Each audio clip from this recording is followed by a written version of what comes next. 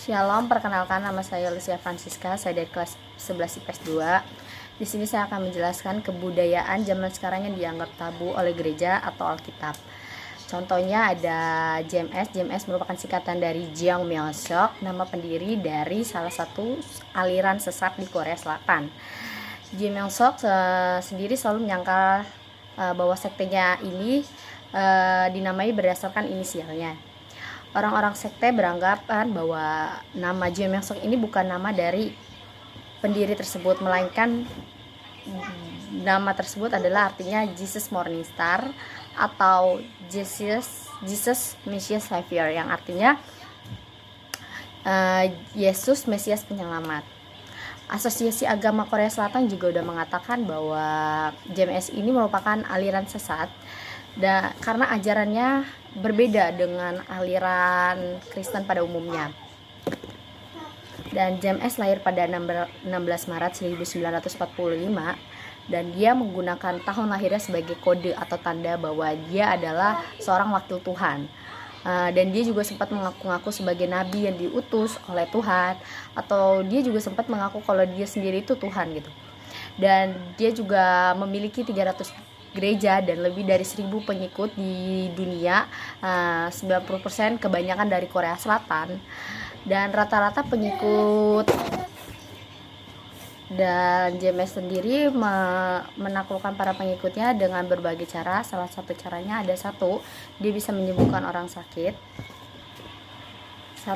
Salah satu caranya dia bisa menyembuhkan orang sakit. JMS sendiri mengakui kalau dia bisa menyembuhkan orang kanker karena waktu itu ada wanita kanker yang datang kepada dia dan beneran bisa disembuhkan. Dan yang kedua adalah memanipulasi pengikut perempuan sebagai budak seks.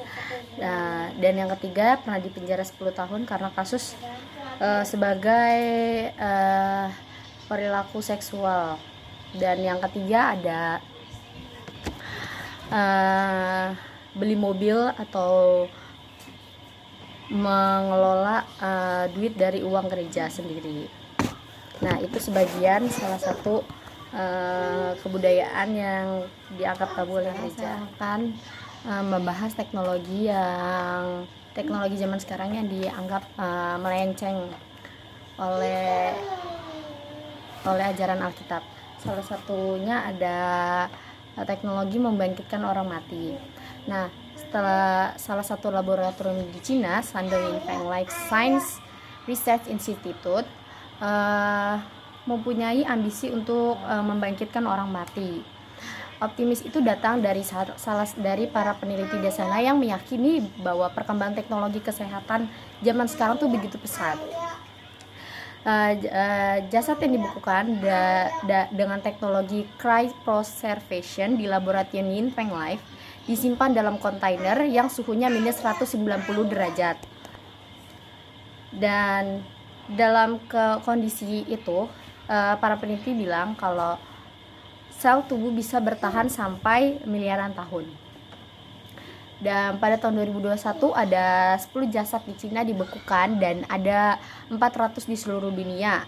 Selain di Cina ada juga di 2 negara lain, yaitu ada Amerika dan Rusia.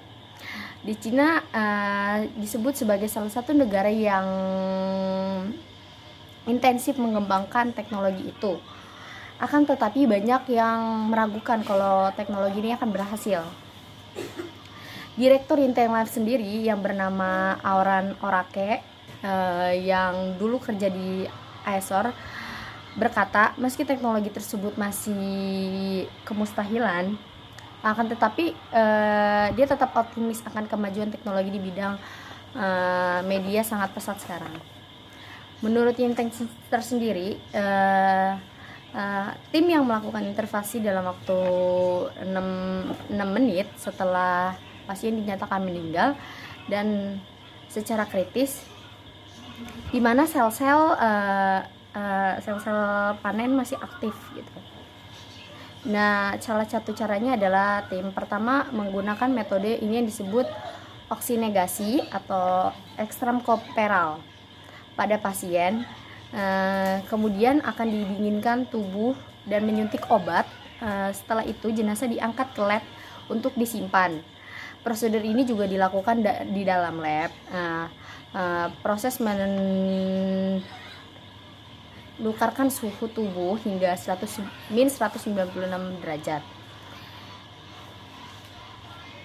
Dan total untuk melakukan semua proses ini membutuhkan waktu sampai 20 sampai 30 tahun. Itu salah satu contoh teknologi yang dianggap melenceng oleh Alkitab dan gereja. Dan di sini saya akan menjelaskan ilmu pengetahuan yang dianggap melenceng oleh ajaran Alkitab dan gereja. Kita sebagai umat Kristen mengakui bahwa nenek moyang awal kita adalah Adam dan Hawa, tetapi tidak berlaku untuk para ilmuwan.